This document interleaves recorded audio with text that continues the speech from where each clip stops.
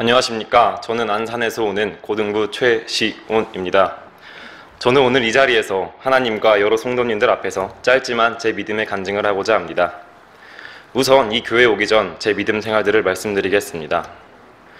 저의 믿음 생활은 엄마 뱃속에서부터 시작합니다. 저희 부모님은 두 분 모두 제가 태어나기 전부터 교회를 열심히 다니셨습니다. 이것은 제가 신앙생활을 하면서 하나님께 정말 감사드리는 일이기도 하며 받은 축복 중 가장 큰 축복이라 생각합니다. 그렇게 생각하는 이유는 이것이 하나님께서 저를 구원으로 인도하시는 첫 걸음이라 생각하기 때문입니다. 저의 성격은 한 가지 사실을 믿어버리면 무조건적으로 믿어버리고 변화하는 것을 두려워합니다. 그래서 만약 부모님께서 다른 종교를 가지고 계셨거나 신은 없다고 믿고 계셨다면 자연스레 부모님의 영향을 받아 똑같이 믿었을 것이고, 주변 친구들이나 사람들이 예수님에 대하여 전도를 할 때에 신이 어디에 있느냐, 보이지 않는다 라고 말하며 그들의 전도에 눈과 귀를 막았을 것입니다. 그렇기 때문에 태어날 때부터 주님을 알고 무조건적으로 믿을 수 있는 것은 감사한 일이 아닐 수가 없습니다. 저는 어릴 때부터 부모님을 따라 교회를 열심히 다녔습니다.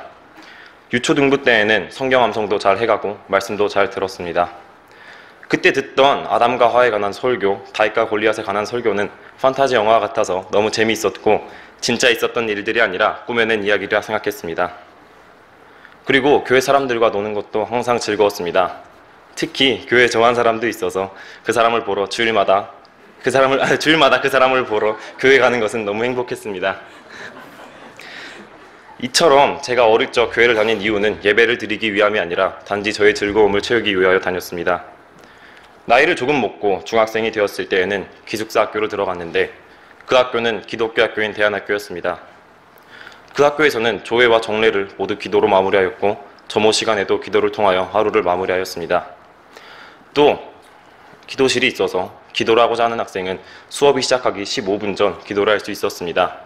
그리고 월요일과 수요일에는 예배도 있었으며 매 학년이 매주마다 돌아가며 특송도 드렸습니다. 이처럼 저는 중학생이 되었을 때 초등학생 때보다 훨씬 더 많은 시간 동안 주님과 함께 할 수 있었습니다. 하지만 이상하게도 제 믿음은 나날이 발전하는 것이 아니라 점점 쇠약해져 갔습니다. 어느 순간부터 점점 구원, 할렐루야 등등 종교적 언어들이 너무 오글거리고 듣기 싫어졌습니다. 그리고 학교에서 매일같이 하는 기도는 더 이상 기도로서 느껴지지 않았고 그냥 형식적인 의식이라 생각하게 되었습니다. 또 설교는 초등학생 때처럼 재미있지 않았고 여전히 재미로만 들으려 했기에 재미없는 설교 시간에는 잠도 많이 잤습니다.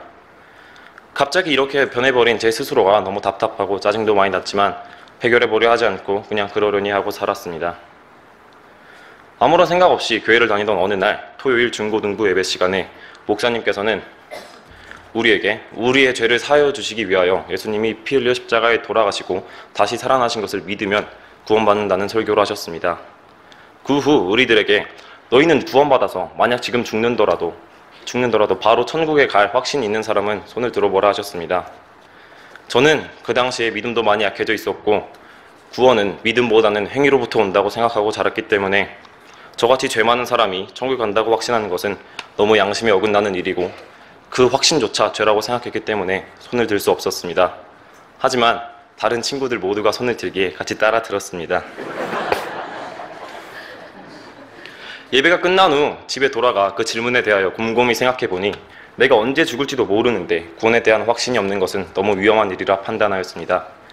그래서 무엇이라도 하자라고 결심하고 매일같이 성경책을 읽었습니다. 구원은 행위가 아니라 믿음으로부터 온다는 설교를 들었음에도 불구하고 저는 계속 행위를 통하여 구원받으려 노력하였습니다. 그리고 몇 달 뒤 중고등부 예배 시간에 목사님께서는 칼빈의 애종론에 대하여 설교하셨습니다.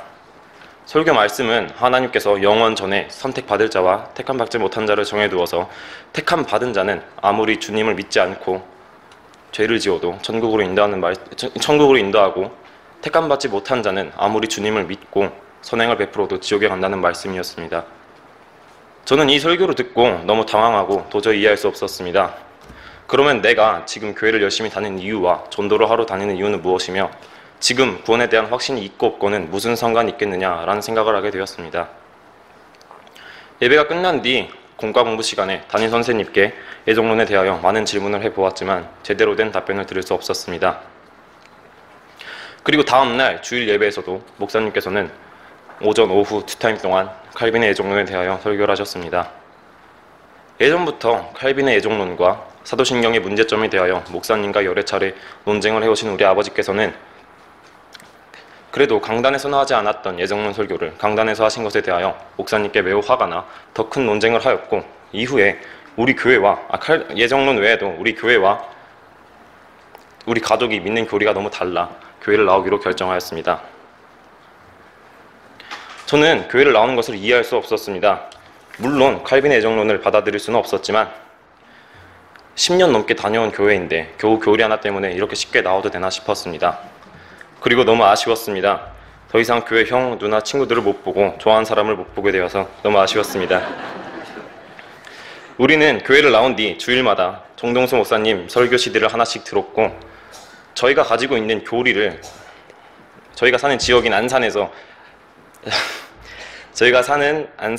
그런 교리를 가지고 있는 교회를 찾기 위하여 노력하였습니다. 하지만 안산 안에서는 그러한 교회를 찾을 수 없어서 교회를 나온 뒤 5개월 만에 사랑침례 교회에 오게 되었습니다. 교회에 처음 왔을 때 맨날 CD로만 듣던 목사님을 직접 만나 뵐 수 있어서 신기하였고, 우리는 인천이 멀다 생각하고 왔는데 안산은 비교적 가까운 곳이라는 것을 깨달았을 때 신선한 충격이고 교리 하나를 위하여 어느 곳에서도 사람들이 모이는 것을 보았을 때 교리가 중요하다는 것을 느낄 수 있었습니다.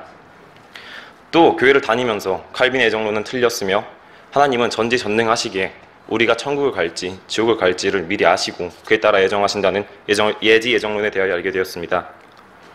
또 킹제임스 성경에 대해서도 자세히 알게 되었습니다.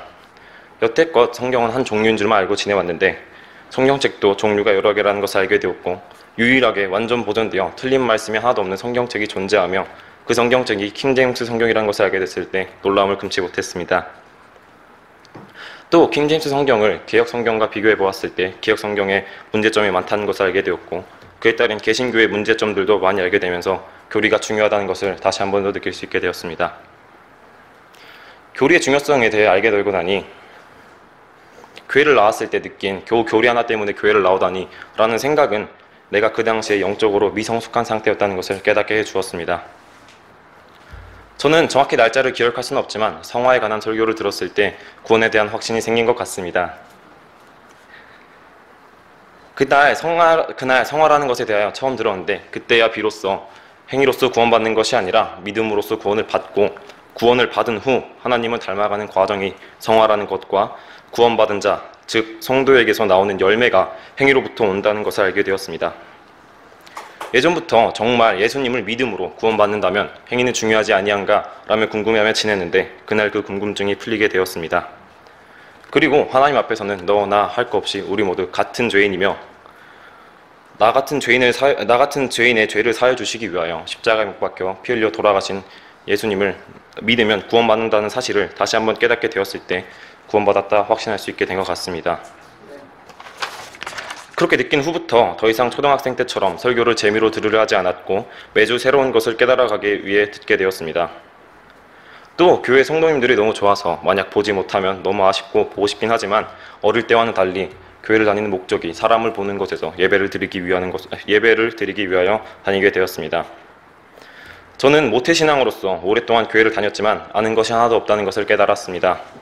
사랑침례 교회에 와서야 배워야 될 교리와 지식, 믿음의 삶이 너무 많다는 것을 알게 되었습니다. 그래서 열심히 배워서 이 다음에 저처럼 교회는 오래 다녔지만 진정한 교리와 말씀을 잘 알지 못하는 친구들에게 기독교의 진정한 복을 잘 설명해 줄 수 있는 사람이 되기로 다짐했습니다. 감사합니다.